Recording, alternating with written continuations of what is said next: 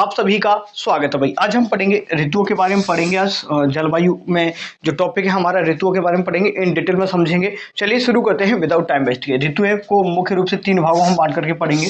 कितने भागों में? तीन भागों में बांटेंगे। एक है आपकी ग्रीष्म ऋतु, ग्रीष्म ऋतु, ठीक है, समझते जाएंगे।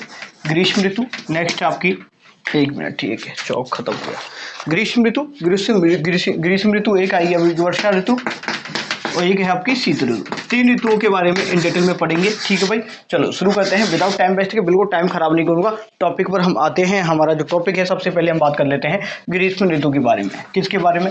ग्रीष्म ऋतु के बारे में। और हाँ, इससे पहले एक चीज और जानकारी देता हूँ। 2 क्लास अपने जलवायु की हो चुकी हैं, जिसमें कोपेन का जलवायु वर्गीकरण है, भारतीय मौसम विभाग के द्वारा जो वर्गीकरण किया गया है, ट्री वार्था, थॉर्नबेट, इन सभी के बारे में जितने भी फैक्ट्स है ना 2 क्लास में मैं करवा चुका हूँ। अगर आपने नहीं देखा तो जाकर के जरूर देखिएगा।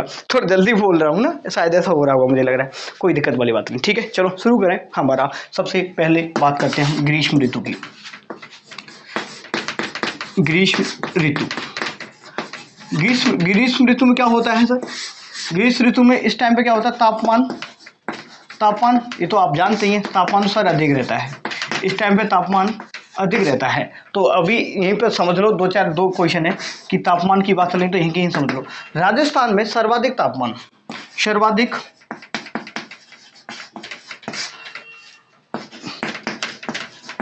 तापमान वाला स्थान बताना है आपको। सर्वाधिक तापमान किस स्थान पर रहता है तो ये बताना है। दूसरा आपको बताना है और जिला, ठीक है। ये देखो, ठीक है, देखो ग्रीष्म ऋतु के बारे में पढ़ना है और तापमान की बात चलें तो चीजों को जोड़ते हुए चलेंगे। तो राजस्थान में सर्वाधिक तापमान कहां पर रहता है तो स्थान पूछ रहा है, तो फलोदी अपने आप जो जिला बन चुका है, लेकिन स्थान अभी भी फलोदी है। क्या बोलेंगे आपको? फलोदी, जो स्थान इंडिविजुअल फलोदी की बात कर रहा हूं मैं। फलोदी यहाँ पर क्या सर्वाधिक तापमान रहता है, ये आपको याद रखना है। नेक्स्ट बात करें, सर्वाधिक जो तापमान जिस जिले में रहता है तो आपको बताना है जिले का नाम है चूरू। क्या? जिले का नाम है चूरू, ठीक है। अब इसी समय पर क्या, जब ग्रीष्म ऋतु में, ग्रीष्म ऋतु की बात चल रही, ठीक है, तो सर्वाधिक तापमान फलोदी और सबसे कम जिले की बात करें, पूरे जिले की बात करें तो कहाँ रहेगा? चूरू में रहेगा। इसका कारण मैं पहले भी बता चुका हूं आप लोगों को कि देखिए जो धरातल होता है बहुत जल्दी गर्म होता है। यहाँ पर मिट्टी, यहाँ पर वनस्पति नहीं पाई जाती है। क्या? चूरू में वनस्पति नहीं पाई जाती है, तो ये बहुत जल्दी गर्म भी होता है, ठंडा भी होता है। तो ये सबसे ठंडा जिला भी कौन सा है आपका? चूरू है, सबसे गर्म भी है। लेकिन एक क्वेश्चन एक और आता है कि सर्वाधिक तापांतर, सर्वाधिक, लाइट आ गई क्या? सर्वाधिक तापांतर वाला जिला कौन सा है? तो सर्वाधिक तापांतर वाला जिले की बात करें तो ये रहेगा आपका जैसलमेर। कौन सा मेरे सर? जैसलमेर। ध्यान रखें, सर्वाधिक तापांतर वाला जिला जैसलमेर बताना है आप लोगों को। और ये है आपका दैनिक तापांतर वाला, ठीक है। सर्वाधिक दैनिक तापांतर की बात करें, देखो इसमें भी 2 है। एक तो सर्वाधिक दैनिक बोलते हैं जो कि दिन में, दैनिक मतलब जैसे डेली बेसिस पे बात करें तो सर्वाधिक तापमान कहाँ रहता है? जैसलमेर में, ठीक है। चलो नेक्स्ट बात करें, अगर हम बात करें वार्षिक रूप से, वार्षिक तापांतर सर्वाधिक, वार्षिक तापांतर सर्वाधिक कहां पर रहता है तो आपको बताना है चूरू में। कहां पर रहता है? चूरू में। और चूरू ही सबसे ठंडा है। और जो ग्रीष्म ऋतु की बात करें, ग्रीष्म ऋतु में क्या, ग्रीष्म ऋतु में ठंडा स्थान कौन सा है? ठीक है, ग्रीष्म ऋतु में ठंडा स्थान कौन सा है सर? ठंडा स्थान की बात करें तो आपको बताना होगा माउंट आबू। क्या है? माउंट आबू। माउंट आबू ठंडा क्यों है पूछोगे? ठंडा क्यों है माउंट आबू? मैंने लास्ट क्लास में बताया था, जैसे आप धरातल से ऊपर की तरफ जाओगे 165 मीटर की ऊंचाई पहुंचो। क्या? धरातल से 165 मीटर की ऊंचाई पहुंचोगे तो एक डिग्री सेल्सियस, ठीक है, 1 डिग्री सेल्सियस टेम्परेचर में कमी आ जाती है। तो जो यहाँ पर माउंट आबू की बात करें तो माउंट आबू का पठारी सब चीज बताया मैं, 1362 मीटर इसकी ऊंचाई है, वहां बताया था। उड़िया का पठारी के बारे में बताया था। यहीं पर क्या है, आगे जाके गुरु शिखर है। तो इस तरीके ये धरातल से उठा हुआ भाग है, इस वजह से यहाँ पर ये ठंडा रहता है। और जिले की बात करें, ये भी जिला की बात करें तो जो ठंडा जिला, ग्रीष्म ऋतु की बात कर रहा हूं, ठीक है, ग्रीष्म ऋतु में जो ठंडा जिला भी रहेगा वो सिरोही रहेगा। और वैसे ओवरऑल बात करें तो चूरू आपका रहता है। ये समझ आया होगा, तो एक बार रिवीजन करो। शीत ऋतु में तापमान सर अधिक रहता है, बिल्कुल सर। सर्वाधिक तापमान कहां पर रहता है? राजस्थान में। सिंपल क्वेश्चन पूछता है तो फलोदी बताना है। सर्वाधिक तापमान वाला जो जिला है वो कौन सा है आपको बताना है, तो चूरू रहता है, ठीक है। स्थान पूछे तो फलोदी, जिला पूछे तो चूरू। नेक्स्ट बात करें आपका तापांतर, मतलब तापमान और तापमान में अंतर, न्यूनतम तापमान देखो न्यूनतम कोई भी चीज होती है और अधिकतम, न्यूनतम तापमान कब रहता है और अधिकतम कब रहता है, उसके अंतर को ही तापांतर बोलते हैं। तो इस तरीके से जैसे जैसलमेर की बात करें तो सर्वाधिक दैनिक तापांतर वो जैसलमेर में रहता है और वार्षिक तापांतर चूरू में रहता है, ये आप ध्यान रखेंगे। ग्रीष्म ऋतु में ठंडा स्थान रहता है आपका माउंट आबू में, ध्यान रखेंगे। कहाँ पर माउंट आबू क्यों रहता है सर, ये धरातल से उठा हुआ भाग है इस वजह से, और धरातल से ऊपर की तरफ जाने पर टेम्परेचर में क्या होती है, कमी आ जाती है। इज दैट क्लियर, समझ आया होगा बिल्कुल। नेक्स्ट पर मूव ऑन करेंगे हमारा नेक्स्ट इसी में ग्रीष्म ऋतु में। ग्रीष्म ऋतु का जो काल है, समय खंड कितना है ये समझ लो। एक बार इधर लिख देता हूँ इस ग्रीष्म ऋतु को, थोड़ा सा बोर्ड हमारा खाली हो जाएगा, ठीक है। इस तरफ लिख देते हैं इस ग्रीष्म ऋतु को, ठीक है। चलो समय कब है इसका, समय बताएंगे भाई। समय है आपका मार्च से लेकर के, लिखते जाइएगा मेरे साथ में, मार्च से लेकर के मध्य जून तक, मार्च से लेकर के मध्य जून तक ये समय रहेगा। मार्च से लेकर के मध्य जून तक जो ग्रीष्म ऋतु रहेगी सर, बिल्कुल ठीक है। ग्रीष्म ऋतु में तापमान है तो क्या होगा, आंधियां चलती हैं, आपको पता, लू चलती है, बिल्कुल भभूलिया का नाम सुना होगा। इन चीजों के बारे में समझ लो। देखो एक चीज पढ़ेंगे आप लोग, लू, क्या पढ़ेंगे, लू के बारे में समझो। सबसे पहले लू किसे कहेंगे, देखो लू क्या कहते हैं, जैसे ये धरातल है, यहाँ पर हमारे घर बने हुए हैं आप लोगों के, सबके इधर रह रहे हैं आप लोग। अब इधर से हवा आई, ये हवा ये बहुत तेज आ रही है, लेकिन ये कह रहे सूखी आ रही है। मैं अपनी भाषा में बताता हूँ आपको, यार सूखी हवा आ रही है, क्या बिल्कुल सूखी हवा आ रही है। फिर लैंग्वेज में लिखा दूंगा आपको, बिल्कुल सूखी हवा आ रही है और तेज आ रही है, ऐसा लग रहा है कि जला दिया इसने। क्या लग रहा है, गर्मियों में देखा होगा आप लोगों ने, जब हम बाहर निकलते ना, घर से बाहर निकलती ना, इतनी तेज हवा चलती है गर्म, तो ऐसा लगता है हम जल गए। तो उसी को बोलते लू। क्या, तेज जो हवा चलती है ना, सूखी, क्या शुष्क, और इसकी भाषा में कहें तो अत्यंत उष्ण जो पवन है ना, अत्यंत उष्ण जो पवन है ना, उसी को क्या बोलेंगे भाई हम, लू कहते हैं। अब इनकी दिशा क्या होती है सर, देखो दिशा कौन सी है बताओ, अब मेरे हिसाब से बताओ दिशा कौन सी होगी सर। दिशा सर इसकी तो क्षैतिज दिशा में, ये प्रवाह कैसे के क्षैतिज दिशा में करते हैं। अब क्षैतिज दिशा में करते हैं, आप लोगों को पता है जब लू ज्यादा चलती है ना तो तापमान कैसा रहता है, तापमान बहुत ज्यादा हाई रहता है भाई। घर से बाहर निकलेंगे ना तो ताप बहुत ज्यादा लगता है हमें, तो समझना। तो इस टाइम पे क्या होता है, तापमान भी हाई रहता है, वायुमंडल का तापमान। समझ आया, और कोई दिक्कत वाली बात नहीं है। और ये सर्वाधिक घटना कब होती है, लू कब आती है, लू कब आती है, तो लू कब आती है भाई, कब का आंसर समझो। ये सर्वाधिक मई और जून में देखने को, ठीक है, ये मई या जून की समथिंग, ठीक है। मई और जून में बहुत सारी देखने को मिलती है, मई और जून में ये जो लू है वो बहुत ज्यादा चलती है। और लू के बारे में ये क्या है, ये अत्यंत उष्ण क्या है भाई, ये पवन है, ठीक है। अत्यंत उष्ण और शुष्क लिख लो, ठीक है। अत्यंत उष्ण और एक शुष्क पवन है, कैसी, अत्यंत उष्ण और शुष्क पवन है। नेक्स्ट पॉइंट इसमें बात करेंगे, तो इसका जो प्रवाह है, इसका जो प्रवाह क्षैतिज होता है। प्रवाह कैसा होता है इसका, क्षैतिज, मैंने बता दिया, ये इस तरफ प्रवाह होगा। तो इसके कारण जो तापमान में, वायुमंडल के तापमान में वृद्धि होती है। वायुमंडल तापमान में वृद्धि किसके कारण होती है, तो आपको बताना, लू के कारण वायुमंडल के तापमान में वृद्धि हो जाती है। समझ आया। लू कैसे कहेंगे, जो गर्म हवा चलते हैं उसी को लू कहेंगे, ठीक है भाई, समझ गए। गर्म हवा को क्या कहेंगे, लू कहेंगे। ये मई और जून, ये समय अगर पूछा तो मई जून बता देगा। अत्यंत शुष्क और उष्ण है बिल्कुल। प्रवाह ध्यान रखेंगे, प्रवाह इसका क्षैतिज होता है, जो कि मैंने बता दिया, वायुमंडल इससे गर्म हो जाता है। समझ आया क्यों नहीं, ठीक है। चलो बात करते हैं अब हमारे इसमें ग्रीष्म ऋतु में ही हम आगे चल के, आगे एक टर्म और है जिसका नाम है ये केस मिट केस, कोई दिक्कत वाली बात नहीं है, ठीक है। चलो कोई नहीं। अब इसमें दूसरे नंबर पढ़ते हैं हम आंधियां, ठीक है। आंधियां क्या होती है, या फिर आंधी कह लो, कोई दिक्कत वाली बात नहीं है।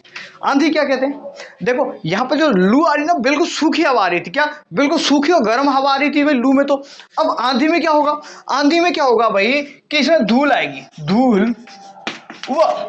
धूल के साथ में क्या चीज आ जाएगी, धूल के साथ में आ जाएगी नमी, थोड़ी सी हल्की नमी, ठीक है, हल्की नमी। धूल और हल्की नमी युक्त पवनों को, ठीक है, बस शॉर्ट में लिखना है, धूल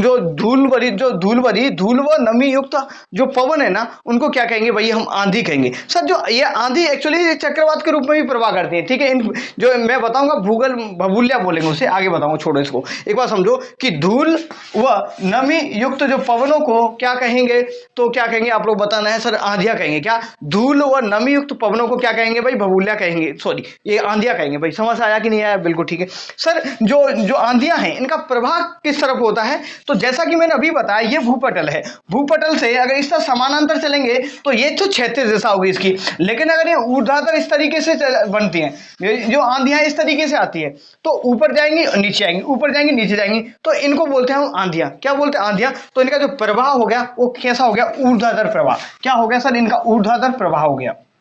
लिखेंगे प्रवाह कौन सा है? ऊर्ध्वाधर प्रवाह होता है सर इनका, ध्यान रखेंगे बस। और इसमें इंपॉर्टेंट बात ये कि है ये वायुमंडल के तापमान में कमी कर देते हैं। वायुमंडल के तापमान में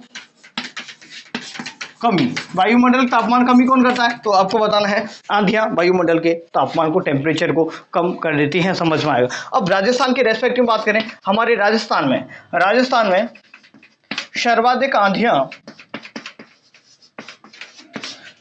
आंधियां कहाँ चलती हैं? तो आपको बताना है श्री गंगानगर। कौन सा नगर है ये? श्री गंगानगर में राजस्थान में सर्वाधिक आंधियां चलती हैं। और यहाँ पर एक नवगठित जिला बना दिया गया है जिसका नाम है अनूपगढ़। अगर ये ऑप्शन नहीं मिलता है आपको, क्या अनूपगढ़, ये श्री गंगानगर विकल्प में नहीं मिलता है, तो आप बताएंगे अनूपगढ़। क्या बताएंगे? अनूपगढ़ सही रहेगा। ठीक है, अनूपगढ़ सही रहेगा, ये ध्यान रखना आप लोग, समझ आएगा। अब इनकी दिशा क्या होती है? आंधियों के बारे में थोड़ा सा और समझ लो। आंधियों की दिशा कैसे रहती है राजस्थान में? तो ये आंधियों की दिशा राजस्थान में वैसे ही देखो, ये कौन सा है आपका? ये है नॉर्थ, ये है वेस्ट। तो नॉर्थ वेस्ट से लेकर के साउथ और ईस्ट की तरफ, तो हिंदी बोले तो क्या बोले? नॉर्थ को ये बोलेंगे उत्तर पश्चिम से लेकर, उत्तर पश्चिम से किस तरफ है? दक्षिण पूर्व की तरफ। किस तरफ दिशा रहती है? दक्षिण पूर्व की तरफ। जैसे यहाँ पर देखो, यहाँ पर ये गंगानगर हो गया, यहाँ पर क्या आंधी चले सर्वाधिक। अब जैसे जैसे नीचे की तरफ बढ़ेंगी तो ये आंधियां कम हो जाएंगी। तो सबसे कम आंधी कहाँ चलती है? तो आपको बताना झालावाड़। ये तो सर्वाधिक हो गई। और सबसे कम आंधियां कहाँ चलेंगी? सबसे कम आंधी चलेंगी, आपको बताना है झालावाड़। कौन सा बाड़ है ये? झाला का बाड़ है, झालावाड़। झालावाड़ में चलेंगी 2 दिन आंधी। कितने दिन आंधी चलेंगी? 2 दिन। समझ आया कि नहीं आया? बिल्कुल समझ आया होगा। तो देखो आंधी किसे कहेंगे?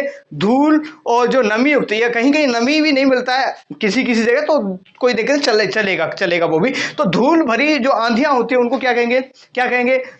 धूल भरी जो पवनों को आंधियां कहेंगे, धूल भरी पवनों को आंधियां कहेंगे। ठीक है भाई, ये नमी व धूल युक्त जो पवनों को क्या कहेंगे? हम आंधियां कहेंगे। इनका प्रवाह ध्यान रखेंगे ऊर्ध्वाधर होता है। ये वायुमंडल के टेम्परेचर को कम करने का काम करती है। और जिसका जो राजस्थान में सर्वाधिक आंधियां श्री गंगानगर में। और नेक्स्ट बात करेंगे इनकी दिशा, बात करें तो उत्तर पश्चिम से लेकर दक्षिण पूर्व की तरफ इनकी दिशा रहती है। समझ आया कि नहीं आया भाई?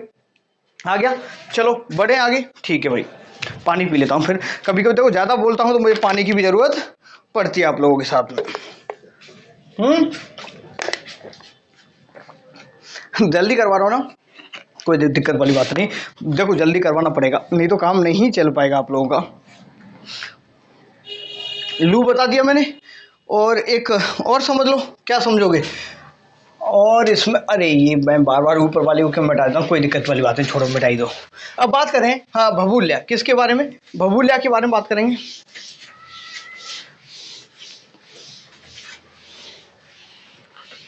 किसके बारे में बात करेंगे हम सर? भभूल्या।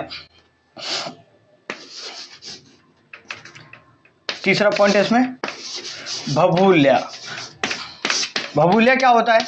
एक्चुअली जो आंधी है ना, आंधी जब चक्रवात, आंधी जो पवन है ना, जैसे आंधी चक्रवात का रूप धारण कर लेती है। क्या?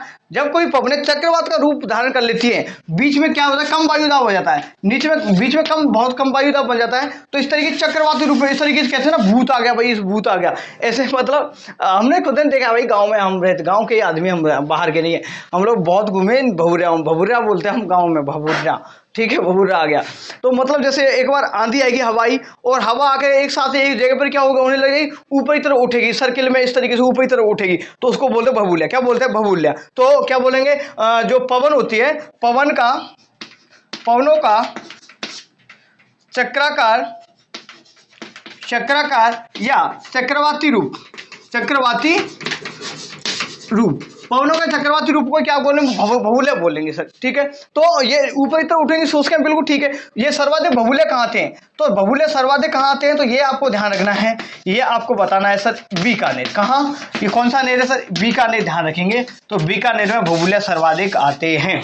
समझ आया कि नहीं आया? बिल्कुल आया कि नहीं आया? बिल्कुल आ गया होगा, कोई दिक्कत वाली बात है नहीं। ठीक है, चलो आगे बढ़े। एक और सुना होगा आप लोग, गर्मी की बात चले तो गर्मी में पूर्वैया हवा सुनी है कभी? कभी पूर्वैया हवा चल रही है, बिल्कुल चल रही है सर। तो पूर्वैया हवा समझ लो, पूर्वैया तो खैर आगे भी बताऊँ, चलो समझ लो इसमें। पूर्वैया, पूर्वैया क्या होती है? पूर्वैया पवन है, पूर्वैया क्या होता है? देखो जो पूर्व की तरफ से, देखो ये हमारा राजस्थान ड्रॉ कर लेते हैं, करूं क्या? चलो अभी ये मानसून वाले में बताएंगे इसको, पूर्वैया को मानसून वाले में बताएंगे, तभी समझिए, क्योंकि ये जो पूर्वैया जो हवाएं आती हैं ये क्या करती है? वर्षा करती हैं। अभी आगे मैं इसके बारे में डिटेल में समझाने अब वाला हूं आप लोगों को, बिल्कुल ठीक है भाई। ये टेम्परेचर ये सब कुछ मैं समझा दिया। अब हम बात करें आगे, तो हम वर्षा ऋतु की बात कर लेते हैं, जिसमें कि हम अभी जो इनके बारे में बात करेंगे, इधर लिख देते हैं। तो दूसरी ऋतु कौन सी है? वर्षा ऋतु। वर्षा ऋतु के बारे में पढ़ते हैं, समझिएगा। देखो थोड़ा समझो, हल्के से स्लोली आराम से पढ़ो। देखो वर्षा होगी तो क्या होगा भाई? वर्षा होगी तो क्या होगा भाई? अच्छे तरीके बढ़िया माहौल होगा भाई, नाचेंगे कूदेंगे। कुछ नहीं है। देखो वर्षा कब होती है भाई? वर्षा कब होगी सर? वर्षा होगी मानसूनी पवनों के कारण। कब होगी? मानसूनी पवनों के कारण वर्षा होती है, ठीक है। वर्षा किससे होती है? मानसूनी जो पवन होते हैं। मानसूनी पवन क्या होती है, इनके बारे में समझ लो। मानसूनी पवन कहते हैं नमी युक्त पवनों को। नमी वो आर्द्रता बोल लो, या फिर नमी आर्द्रता युक्त पवनों को हम क्या बोलेंगे भाई? नमी आर्द्रता युक्त पवनों को मानसूनी पवने कहेंगे, जिसमें नमी में पानी तो लेके ये क्या करते हैं, ये जो समुद्र महासागर वहां से पानी, ये वेपराइजेशन मतलब बाष्पीकरण से भर लेती है ऊपर, ठीक है, पवनों में पानी आ जाता है। अब उस पानी को लेकर के फिर चलती है तो फिर इनको अड़चन आ जाती है, वहीं बरसा देती है। क्या? देखो मानसूनी पवनें क्या करती है, ये महासागरों से क्या करेंगे? वाष्पीकरण के द्वारा अपने अंदर पानी ऑब्जर्व करेंगे, इकट्ठा करेंगे। बिल्कुल जैसे ही पानी कलेक्ट कर लेंगे, फिर इनका प्रभाव होता है जो मानसूनी पवनों का या कोई भी पवन हो, ये चलती है आपकी, हमेशा ध्यान रखेंगे, ये हाई प्रेशर से लो प्रेशर की तरफ चलती है। क्या? हाई प्रेशर से लो प्रेशर की तरफ चलती है। जब समुद्र तल पर क्या रहता है? बहुत ज्यादा प्रेशर रहता है। आपको पता है हमारे यहाँ राजस्थान में गर्मी के कारण क्या बन जाता है, यहाँ पर जो वायु दाब है वो कम हो जाता है। तो फिर यहाँ से जैसे इन लोगों ने भर लिया पानी, क्या देखो ये जो पवन है ये पानी भर लिया, कहाँ से? बाष्पीकरण के द्वारा भर लिया, महासागर से भर लिया। अब क्या करेंगे, ये धीरे धीरे चलेंगे। अब आपको पता है खुशबू, जैसे कोई भी सब्जी में तड़का लगाओगे तो यहाँ तड़का लगेगा तो दूर दूर तक जाएगा, नहीं जाएगा, ऐसी तरीके से जाएगा। ऐसा तो नहीं है कि कम तड़का है नहीं और फिर भी ये चला जाएगा। किसी ने कुछ भी बनाया नहीं, हम कहीं यहाँ पर कोई खुशबू आ जाए, खुशबू आएगी नहीं आएगी ना। तो समझना कि हाई प्रेशर से कम प्रेशर की तरफ जाती है, पवनों का प्रभाव होता है। तो जैसे ये आएंगी, भर के आएंगी, और भर के आएंगी, यहाँ मिलेगा बड़ा सा पर्वत। अब इस पर्वत मिलेगा, इस पर्वत से अड़च जाएंगे। जब पर्वत से टकराएंगी तो फिर क्या करेंगे, पर्वत बोलेगा भाई थोड़ा थोड़ा सा गिरा जा पानी। क्या? पानी गिरा जा, तो इसको बारिश बोलते हैं। क्या बोलते हैं इसको? क्या बोलते हैं? बारिश। बारिश। समझ आया कि नहीं आया? क्या जो मानसूनी पवनें हैं ये नमी और आर्द्रता लेकर के आती हैं अपने साथ में, कहां से? महासागरों से, ठीक है भाई। जब ये किसी से टकराती हैं तब वर्षा ये करके जाती हैं। समझ आया? ये हाई प्रेशर से लो प्रेशर की तरफ ये अपना गमन करती हैं, समझ आया होगा। अब थोड़ा सा इस मानसून के बारे में बात कर लेते हैं। मानसून बड़ा प्यारा शब्द है, थोड़ा सा। अब भाई वर्षा होगी तभी तो आएंगी ना सर्दियां वगैरह, तभी तो पहले वर्षा ऋतु समझो, उसके बाद शीत ऋतु में जाएंगे। तो मानसून क्या हो, देखो इसके बारे में समझते हैं, कुछ टर्म्स समझते हैं, वेरी मोस्ट इंपॉर्टेंट है। मानसून जो शब्द है, ये मानसून शब्द दिया था अल मसूदी। नाम याद रखेंगे, याद रखना पड़ेगा। अल मसूदी नाम क्या है? अल मसूदी ने साहब ये मानसून का नाम दे दिया। क्या? अल मसूदी ने मानसून नाम दे दिया। अब नाम दे शब्द दे दिया ना अल मसूदी ने मानसून, तो क्या होगा? अब इसी को जनक बोलते हैं। तो मानसून का जनक, तो इसी को क्या बोल देंगे? मानसून का जनक। तो जनक कौन हो गया? अल मसूदी, इसी को हो बोल देंगे भाई। तो मानसून का जनक किसे कहेंगे भाई? अल मसूदी को बोल देंगे, ऐसे समझ लो, जो इसके बारे में दिया था, इन लोगों ने बताया था। ठीक है, चलो नेक्स्ट बात करें। मुझे मानसून शब्द है एक्चुअली ये बना किसे? ये अरबी भाषा के मौसम शब्द से बना हुआ है। किससे? मोशन शब्द से बना हुआ है, ध्यान रखेंगे। अरबी भाषा के मोशन शब्द से बना हुआ है। तो ये ध्यान रखना कि मानसून क्या है भाई? मानसून के बारे में जो मानसून शब्द दिया था वो किसने दिया था? अल मसूदी ने। इसी कारण अल मसूदी को मानसून का जनक भी माना जाता है। और जो मानसून शब्द है किसका है? अरबी भाषा का है। समझ आया कि नहीं आया? आया कि नहीं आया? और मोशन का अर्थ होता है मौसम से। ठीक है भाई, चलो समझ आ गया? ठीक है, चलो आगे बढ़े। अब बारिश शुरू कर दे, ये बारिश का कारण समझ गया। और जब देखो बताने को फिर बहुत ज़्यादा बड़ी चीज़ें हैं, एक अल्नीनो है, एक लानीनो है और अल्बीडो है, ये सब चीज़ें मैं आगे बताऊंगा, अगर बोर हो जाओगे फिर अभी से फिर मैं वर्ल्ड ज्योग्राफी में घुस जाएंगे तो चक्कर पड़ जाएगा। बस हम बात करते हैं हमारे इसी टॉपिक से, यही टॉपिक पर रहेंगे तो बढ़िया रहेगा। देखो इसका समय कब तक होता है, ये इसका जो समय है ये मध्य जून से लेकर के कब तक रहता है, मध्य जून से लेकर के ये आपका 15 सितंबर तक रहता है। कब? 15 सितंबर तक ये आपका अपने ये मानसून का काल है। वर्षा काल कब रहता है? मध्य जून से लेकर के और सितंबर तक ये आपका रहता है। ठीक है भाई, ध्यान रखेंगे, मध्य जून से लेकर के सितंबर, याद रख लो। हिंदी में लिखूं क्या? लिख ही देता हूं, चलो इंग्लिश में कर दिया, मध्य जून से सितंबर तक। ठीक है, मध्य जून से सितंबर तक ये समय रहता है। ठीक है साहब, फसल होती है किस टाइम पे? बिल्कुल होती है सर, फसलों में फसल वाले टॉपिक अलग से कृषि वाले, लेकिन इस टाइम पे फसल कौन सी होगी सर? मुख्य रूप से खरीफ की फसल होगी, खरीफ की फसल होगी। और आपको पता है जो 2023 को किस रूप में मान लिया? बाजरे के दिवस के रूप में भी वो मनाया जा रहा है, एक तरीके से कहते हैं यूएन के द्वारा। ठीक है, चलो तो ये हो गया, खरीफ की फसल होती है बाजरा और क्या हो गया होता भाई? ग्वार, क्या?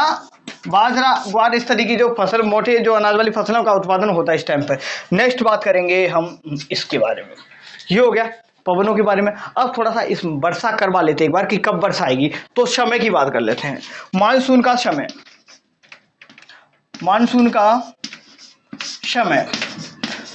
समय कब होगा? एक तो होगा सर आगमन, पहले आगमन करवा लेते हैं इसका। आगमन कब होगा? मानसून का आगमन, और आगमन के बाद हम दूसरा पॉइंट आएगा इसमें, निवर्सन भी बोलते हैं, निवर्सन या प्रत्यावर्तन काल। निवर्सन या प्रत्यावर्तन क्या होता है, इन चीजों के बारे में समझेंगे। आगमन मतलब मानसून कब आता है, तो हमारे जो राजस्थान में जो मानसून आते हैं ना, ये दो शाखाओं के रूप में आता है। किस शाखा? दो शाखाओं के रूप में आता है।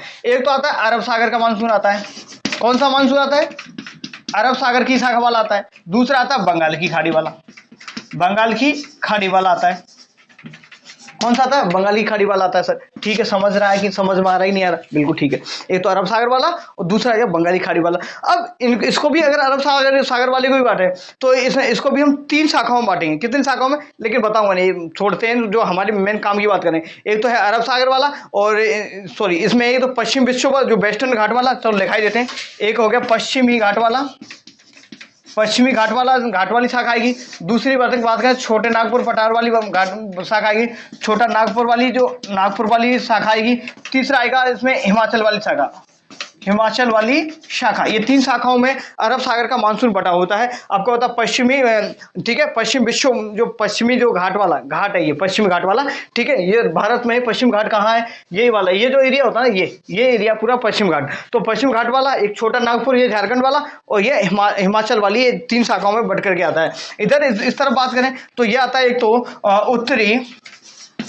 उत्तरी विशाल मैदान वाला मानसून की शाखा आती है। दूसरी शाखा कौन सी आती है मानसून की? तो दूसरी शाखा इसमें पूर्वी हिमालय वाली। अब क्वेश्चन क्या पूछेगा कि राजस्थान में हिमालय की किस शाखा, जो मानसून की किस शाखा से वर्षा होती है? तो बताना है दोनों से होती है। अगर ऑप्शन इसमें ये मिल जाए पश्चिमी घाट या छोटा नागपुर, तो इसमें हिमाचल। तो अरब सागर वाला तो हिमाचल वाले को करता है। जो अरब सागर वाला जो मानसून आता है ना, तो उसमें जो शाखा है वो उसमें कौन सी वर्षा करती है हमारे यहाँ पर राजस्थान में? तो हिमाचल वाली जो शाखा है वो वर्षा करती है राजस्थान में। नेक्स्ट बात करें बंगाली खाड़ी वाले की बात करें तो पूर्वी हिमालय वाली शाखा तो राजस्थान में वर्षा नहीं करेगी। एक मिनट, ठीक है, तो ये नहीं करेगी। बाकी का वर्षा कौन सी करेगी? पूर्वी उत्तरी विशाल मैदान वाली शाखा से मानसून से वर्षा होती है हमारे राजस्थान में। पानी पी लेता हूँ, ठीक है। तो ये समझ आ रहा है कि नहीं आ रहा? देखो मेरे साथ में बोलेंगे। मानसून के बारे में डिटेल में समझा दिया। कब से कब? मध्य जून से सितंबर तक रहता है भाई। खरीफ की फसल उगा दी, ठीक है, कोई दिक्कत वाली बात नहीं। मानसून का आगमन और आ रहा कब है और जा रहा कब है। और जाने का देखो, निवर्तन को बोलते हैं मानसून का लौटना। निवर्तन का मतलब होता है, निवर्तन बोलो या प्रत्यावर्तन बोलो, तो मानसून का लौटना। राजस्थान में जो मानसून है वो 30 सितंबर को लौट जाता है। कब लौट जाता है राजस्थान से? 30 सितंबर को ये अपने घर को चला जाता है। भारत की बात करें लगभग 1 अक्टूबर से शुरू होता है और लगभग मान सकते हैं यहाँ पर 30 अक्टूबर 31 अक्टूबर तक पूरे भारत से ये लौट जाता है मानसून। ठीक है, बाकी का जो पश्चिम विक्षोभों से जो वर्षा होती है, मावट कहते हैं जैसे, उन सभी के बारे में पढ़ाऊंगा। रुको रुको रुको, समझ गए ना भाई? चलो बढ़े आगे। अब मानसून को थोड़ा सा मैं आपको मैप से थोड़ा ड्रॉ कर देता हूं, जिससे थोड़ा सा, अब ये पूरा रट्टाफिकेशन वाला चल रहा है ना, तो ये रट्टाफिकेशन थोड़ी देर बंद करते हैं। ये देखो ये लिखाने वाली चीजें, लेकिन अब मैं बताऊंगा आपको, डायग्राम पर बताऊंगा तो आपको राजस्थान में पूरा खबर समझ आ जाएगा कैसे कैसे क्या घटना हो रही है, तो समझते जाना भाई। देखो देखो, मैप मुझे अच्छा नहीं बनाना आता, ठीक है। राजस्थान के बारे में आप ये लोग बोले भाई कि सर आप ढंग से नहीं जानते बनाना, तो ये कोई बात नहीं है भाई आप लोगों की, ठीक है।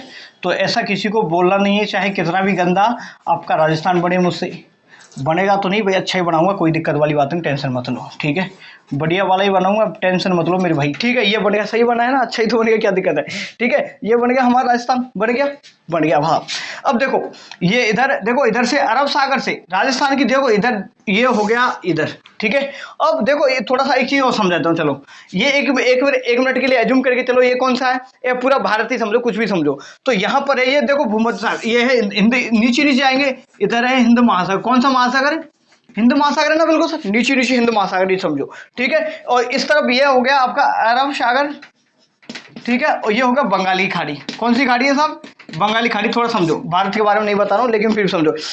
तो सबसे पहले जो मानसून कैसे आता है, देखो इधर से आएंगे, यू करके यू करके यू, अब इधर से भी ऐसे घूम घूम कर ही जाएंगे और इधर से घूम घूम कर यू चले जाएंगे भाई। ये मानसून एक्चुअली जो मानसून की दिशा होती है ना, भारत में कौन सा मानसून आता है, तो भारत में जो मानसून की बात करें, भारत में जो मानसून है तो आपको बताना है, क्या बताना है, भारत में जो मानसून आता है वो बताना है आपको दक्षिण, ये आपका क्या बोलेंगे इसको, पश्चिमी, दक्षिण बोलो इसको, दक्षिण पश्चिमी, ठीक है। दक्षिण पश्चिमी मानसून आता है। कौन सा मानसून है? भारत के मानसून को दक्षिण पश्चिमी मानसून कहते हैं। भारत में जो मानसून आता है, टोटल मानसून की बात कर रहा हूं, राजस्थानी नहीं बल्कि भारत के रेस्पेक्ट में बात करें तो मानसून को क्या बोलते हैं, तो दक्षिण पश्चिमी मानसून कहते हैं। मानसून क्या, कौन सा मानसून बोलते हैं? दक्षिणी पश्चिमी मानसून बोलते हैं। अब क्यों बता रहा हूं ये समझो। देखो अगर आप लोग यहाँ देखो कोई बंगाली खाड़ी से आ रहा, तो इधर से आप लोग दिमाग में आएगा कि सर ये ईस्ट हुआ, ये साउथ हुआ, तो इधर आप लोग साउथ ईस्ट वाला वो बोल देंगे, क्या उसको मानसून बोल देंगे। लेकिन ये गलती मत करना, क्योंकि ओवरऑल जो मानसून है, यहाँ से जो मानसूनी हवाएं यहाँ से नमी लेकर के आएंगे, तो वो कौन सी है, तो ये दक्षिण पश्चिम से लेकर के जाएंगे। तो राजस्थान में जो मानसून है, जो राजस्थान बात करें या भारत करें, तो मानसून कौन सा होता है आपको बताना है, दक्षिण पश्चिम मानसून। समझ आया कि नहीं आया?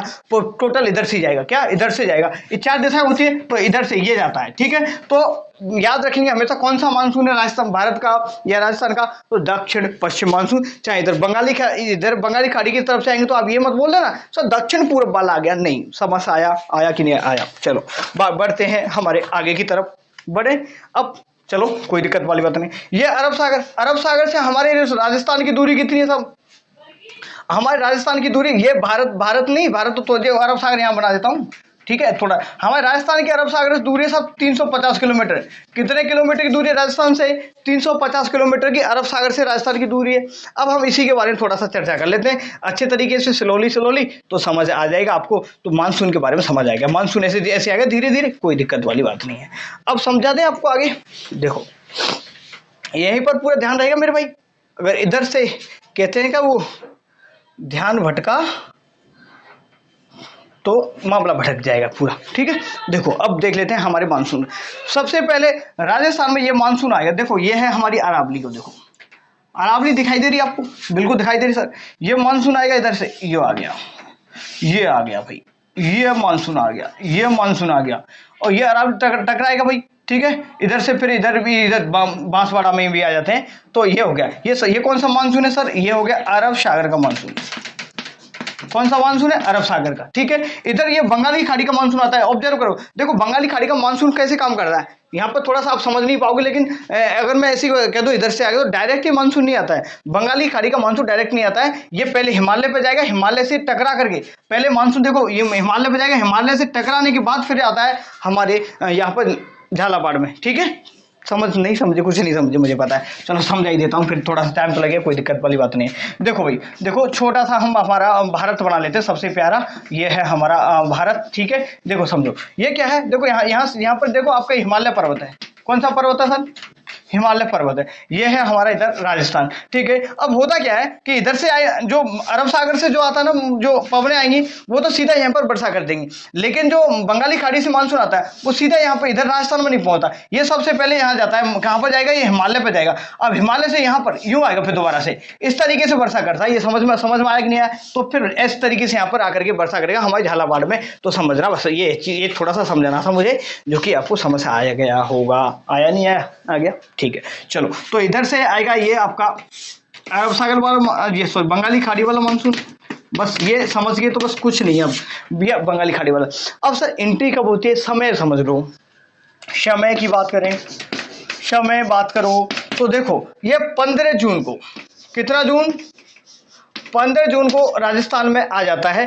कभी कभार आप लोगों को सुविधा के लिए बता दूं, कहीं कहीं आपको लिखा मिलेगा 25 जून, क्या बांसवाड़ा में 25 जून को आ जाता है, इस तरीके से आपको लिखा मिलेगा। लेकिन ज़्यादातर ऑथेंटिक है कि 15 जून को जो अरब सागर का मानसून है और इधर बंगाली खाड़ी, दोनों मानसून आया था ऑलमोस्ट। तो ये दोनों के दोनों टच करेंगे। सबसे पहले जो मानसून आता है ना, सबसे पहले जो राजस्थान में मानसून आता है वो कौन सा आता है? इधर ये आता है अरब सागर वाला। कौन सा आता है? अरब सागर वाला। तो सबसे पहले जो वर्षा होती है मुख्य रूप से, तो बात करें हम यहाँ से, इससे टकराएगा लेकिन बांसवाड़ा में। तो मानसून का प्रवेश द्वार किसे कहेंगे? मानसून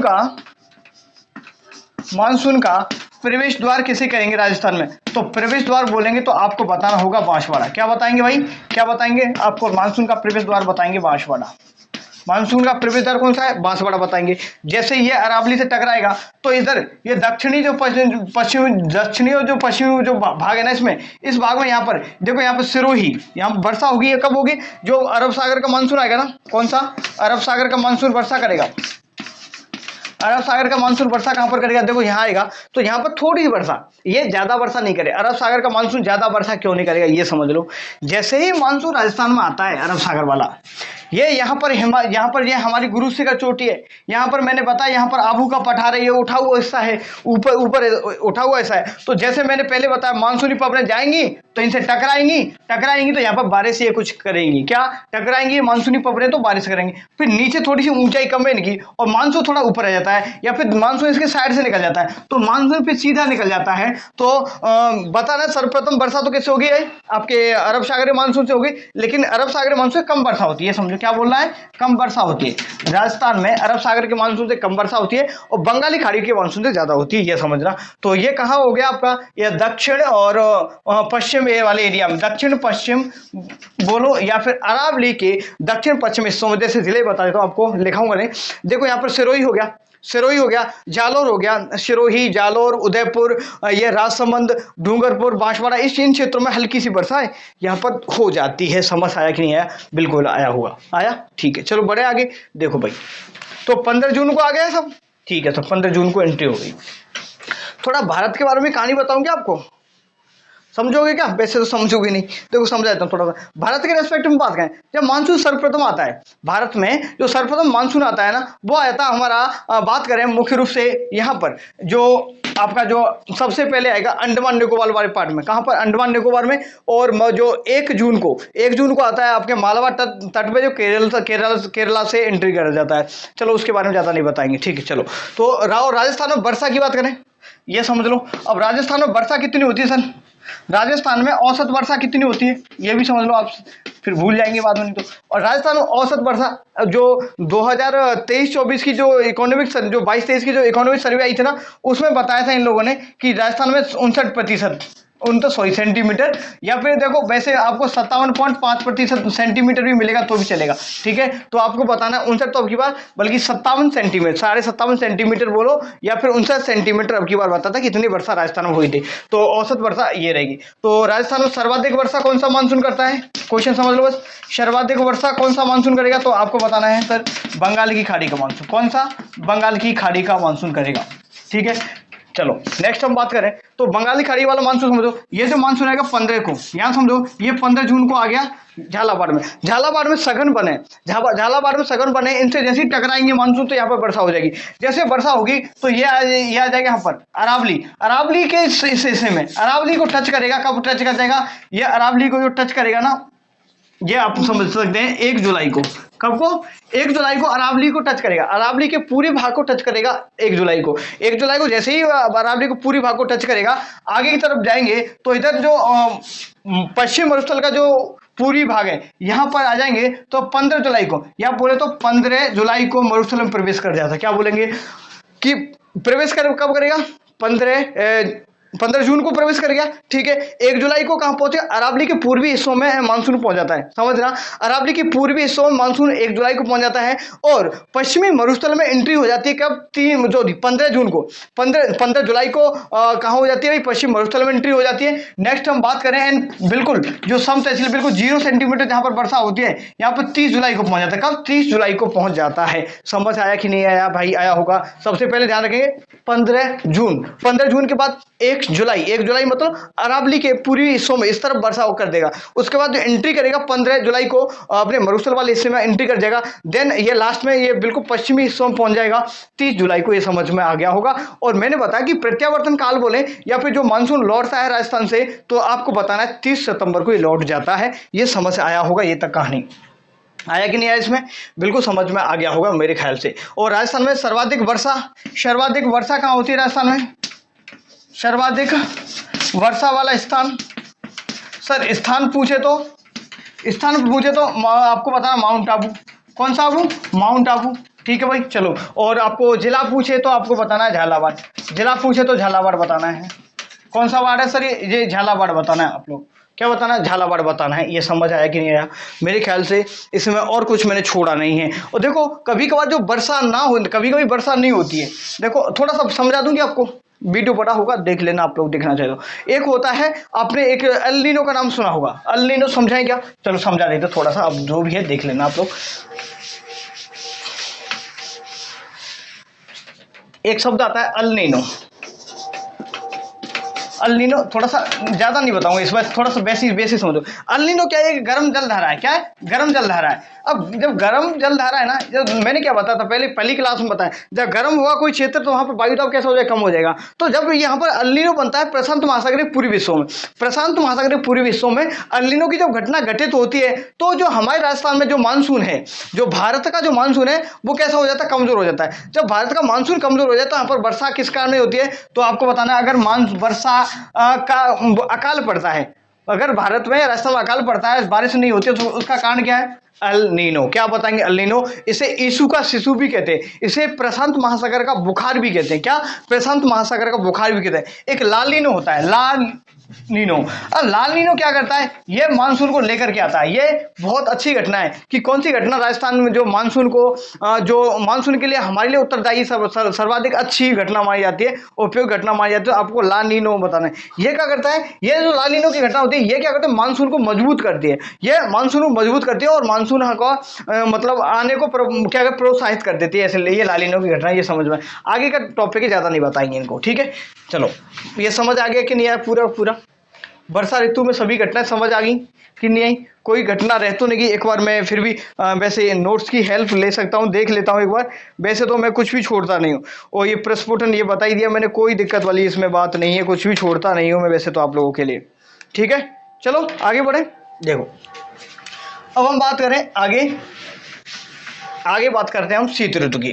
किसकी बात करेंगे, शीत ऋतु की बात करते हैं।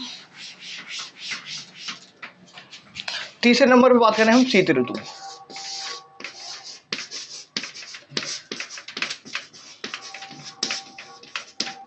देखो इस शीत ऋतु के बारे में बात करें। शीत ऋतु कब से शुरू होती है, तो शीत ऋतु की बात देखो, शीत ऋतु वैसे तो आपकी मुख्य रूप से शुरू होती है आपकी ये नवंबर से लेकर के, ठीक है, नवंबर से लेकर के फरवरी तक। कब तक? नवंबर से लेकर के फरवरी तक। कहीं कहीं आपको देखो अक्टूबर माह में क्या होता है, अक्टूबर के जो माह में क्या होता है, अक्टूबर के माह को शरद ऋतु भी बोल लेते हैं बहुत से। क्या बोल देते हैं इसको, इस पीरियड को, अक्टूबर नवंबर का कुछ माह है ना, इसको शरद ऋतु के नाम से भी जानते हैं, समझ लेना बस। और इसमें जो शरद ऋतु होती है ना, इसमें एक कार्तिक हीट की घटना होती है।